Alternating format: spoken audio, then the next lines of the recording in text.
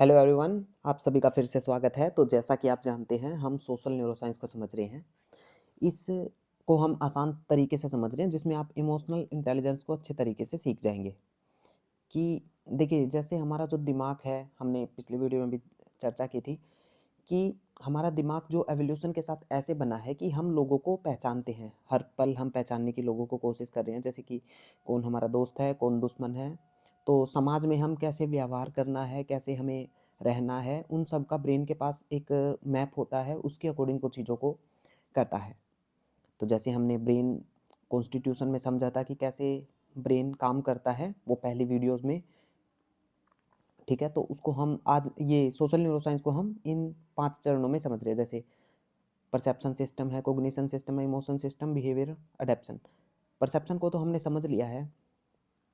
ठीक है, तो और जैसे कि देखिए, ये फिर से मैं एक बार आपको बताना चाहूँगा, क्योंकि क्योंकि ये काफ़ी अच्छा चीज़ है अगर इसे समझा जाए तो। तो जैसे जो फिज़िक्स के रूल हैं, फिज़िक्स के रूल जब हम लगाते हैं एक प्लेन पे, तो हम एक प्लेन को उड़ा सकते हैं, क्योंकि वो ऑलरेडी हमारे यूनिवर्सल लॉज़ हैं, उनके बेस पे हमारा प्लेन उड़ता है। ठीक है? ठीक वैसे ही जैसे जब हम इमोशनल इंटेलिजेंस के रूल लगाते हैं, तो हम कुछ ज़्यादा एक्स्ट्रा अचीव कर सकते हैं। जैसे जो आप लोग देखते हैं बड़े-बड़े, वो इमोशनल इंटेलिजेंस को काफ़ी हद तक समझते हैं कि कौन किस समय क्या बोल रहा है, उसके क्या मतलब हैं। तो यही चीज़ें हम इन वीडियोज़ में समझ रहे हैं, ताकि आप अपने आप को भी उड़ा सकें। थोड़ी-सी अच्छी एनालॉजी नहीं है, पर ठीक है। क्योंकि ब्रेन के रूल्स होते हैं। देखिए, एवोल्यूशन ने हमारे बहुत रूल्स डाले हैं कि कैसे हम लोगों को समझते हैं, उनका बॉडी पोस्चर देखते हैं कि कौन कॉन्फिडेंस है, कौन अच्छा है, कौन बुरा है। कई-कई लोग ऐसे होते हैं जिनको आपको लगता है कि यार ये तो काफ़ी अच्छी वाइब आ रही है इसकी। माइक्रो एक्सप्रेशन होते हैं, तो बहुत कुछ होता है। तो हम वही समझ रहे हैं। परसेप्शन सिस्टम को तो समझ लिया था। इसमें क्या समझा था हमने? इसमें समझा था कि हमारा माइंड डिटेक्ट करता है, इनपुट लेता है सिर्फ। ठीक है? अब जब इनपुट वो ले लेता है, तो उसके बाद कॉग्निशन सिस्टम आता है। उसमें हमने और बातें नहीं की थी, सिर्फ इनपुट लेता है, जैसे कहाँ देख रही हैं आँखें, सब सारी चीज़ों को डिटेक्ट करता है, बॉडी लैंग्वेज वगैरह को भी डिटेक्ट करता है। तो अब आ जाता है कॉग्निशन सिस्टम। देखिए, जैसे सोशल जो इनपुट था, मतलब जो परसेप्शन सिस्टम हमने समझा था, उसमें इनपुट लेता है, और कॉग्निशन में उन चीज़ों का मतलब बनाता है हमारा दिमाग। ठीक है?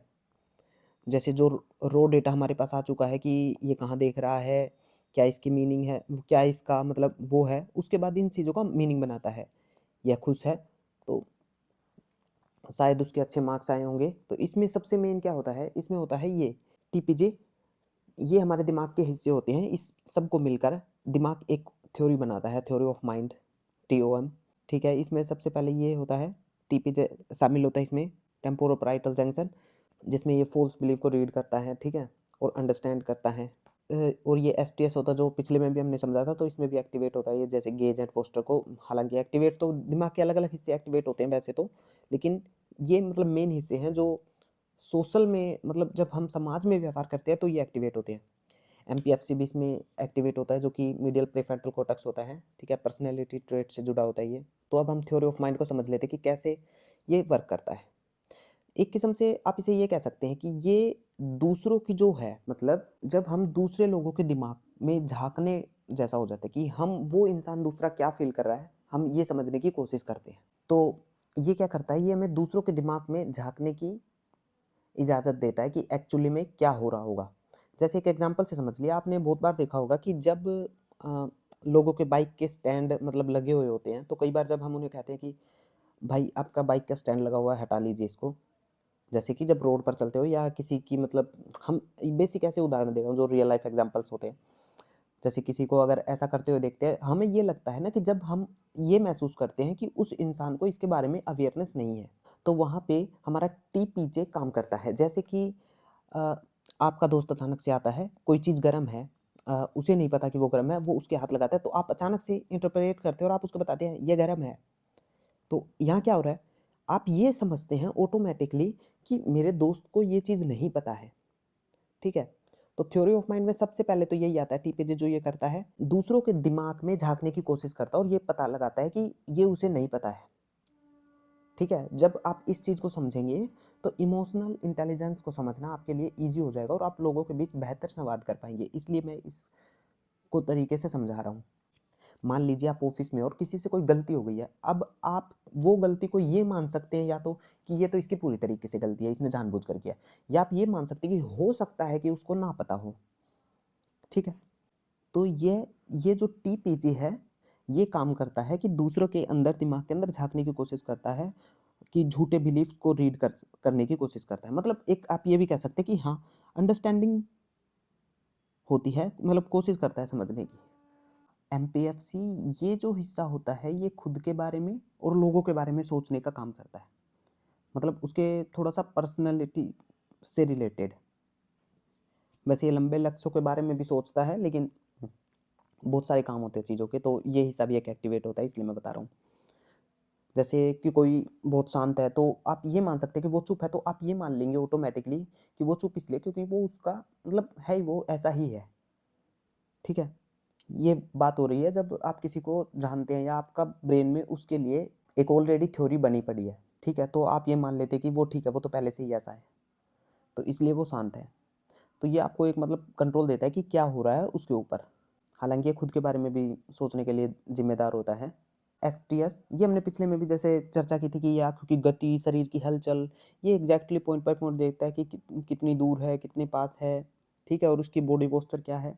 अगर कोई आपसे मतलब एकदम से मान लीजिए कि कोई आपकी तरफ आता है और वो हाथ उठाता है, तो आप तुरंत पता कर लेते हैं कि ये मुझसे हाथ मिलाना चाहता है।